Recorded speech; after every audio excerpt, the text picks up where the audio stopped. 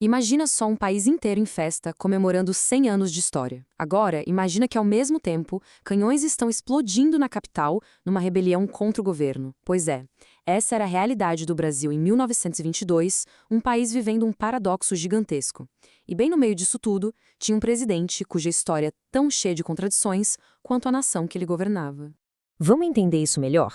O ano de 1922 é o retrato perfeito dessa confusão toda. De um lado, o país queria mostrar para o mundo uma imagem de progresso, com aquela exposição internacional do centenário, uma coisa grandiosa. Do outro, uma revolta militar explodia bem no coração do poder, desafiando o governo na cara dura. Olha, o governo do Epitácio Pessoa apostou pesado nessa imagem de progresso. A festa do centenário não era só um aniversário, sabe? Era uma declaração para o mundo. Um projeto para mostrar o Brasil como uma nação forte, moderna e conectada com o resto do planeta. Só que, a realidade era bem mais complicada. A Revolta dos 18 do Forte de Copacabana foi o começo do tenentismo, um movimento de jovens oficiais do Exército que estavam de saco cheio e dispostos a pegar em armas contra o que eles viam como um sistema político corrupto, dominado pelas mesmas elites de sempre.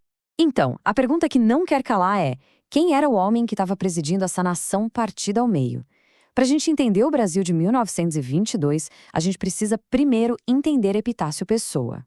E para isso, vamos ter que voltar um pouquinho no tempo, lá para as origens desse homem que ia liderar o país num dos seus momentos mais agitados. Então, vamos lá, só para a gente se situar. O nome completo era Epitácio Lindolfo da Silva Pessoa. Ele nasceu em Umbuzeiro, lá na Paraíba, e o governo dele foi curto, de 1919 a 1922. Mas olha, foi um período tão intenso que acabou definindo a década inteira. A vida dele começou de um jeito bem trágico. Ele perdeu os pais para a varíola quando tinha só 7 anos. Essa perda fez com que ele fosse criado pelo tio, o Barão de Lucena, que não era qualquer um, não. Era um político super poderoso que abriu todas as portas da política e do direito para o jovem Epitácio.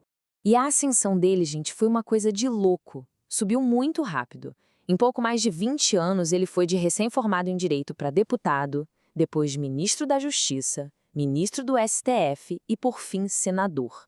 Uma carreira meteórica, que já mostrava que ele era um jurista brilhante e um político muito esperto. Só que por mais impressionante que fosse a carreira dele, o jeito que ele virou presidente... isso foi uma história à parte. Uma das eleições mais malucas da história do Brasil, sem exagero. Pensa na cena. O Brasil tá lá, no meio de uma baita crise para escolher o próximo presidente. E o cara que vai resolver tudo, o Epitácio Pessoa, ele nem estava no país. Ele estava lá na França, liderando a delegação brasileira na Conferência de Paz de Versalhes, aquela que encerrou a Primeira Guerra Mundial. Então, como é que isso aconteceu, né? Vamos lá. Primeiro, o presidente que tinha sido eleito, Rodrigues Alves, morre e deixa um vácuo de poder. Aí convocam novas eleições e as elites políticas precisavam de um nome que todo mundo aceitasse. E o Epitácio, que estava ganhando prestígio na Europa, virou a solução perfeita. E o mais incrível de tudo, ele foi eleito sem nem pisar no Brasil durante a campanha. Imagina isso. E olha, não foi uma vitória apertada não, viu? Foram quase 300 mil votos. Mais que o dobro do adversário dele, que era o gigante Rui Barbosa. Isso só mostra a força do acordo político que colocou ele lá no poder, mesmo ele estando a um oceano de distância. Mas chegar ao poder desse jeito diferente foi só o começo. O governo dele seria marcado por uma crise atrás da outra, desde o primeiríssimo dia. Para começar, logo de cara, ele já tomou uma decisão que, nossa, foi como um chute no vespeiro.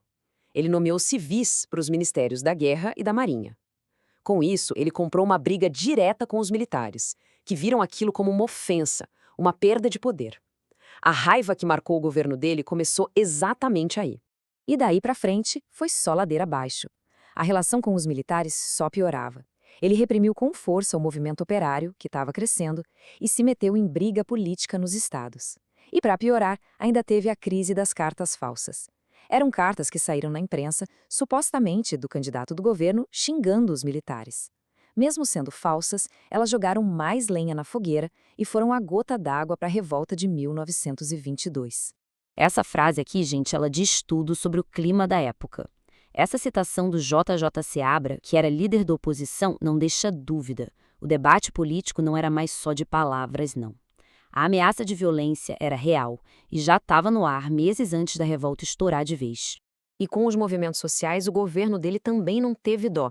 Esse número, cerca de 150 líderes operários deportados, ele mostra bem o tamanho da repressão. A política era de tolerância zero com qualquer agitação social, e essa foi uma marca forte da presidência dele.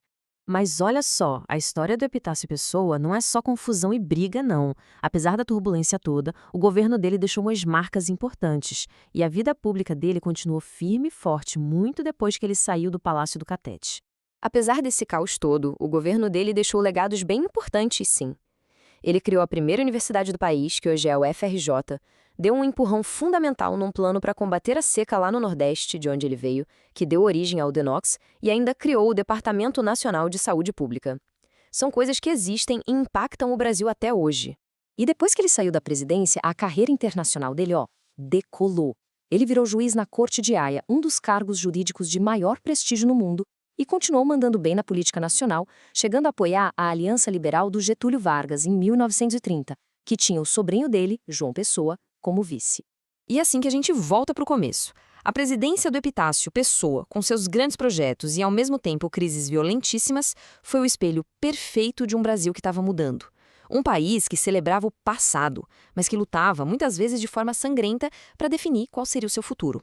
Fica a pergunta, né? Como será que essas contradições lá dos anos 20 continuam ecoando na nossa história até hoje?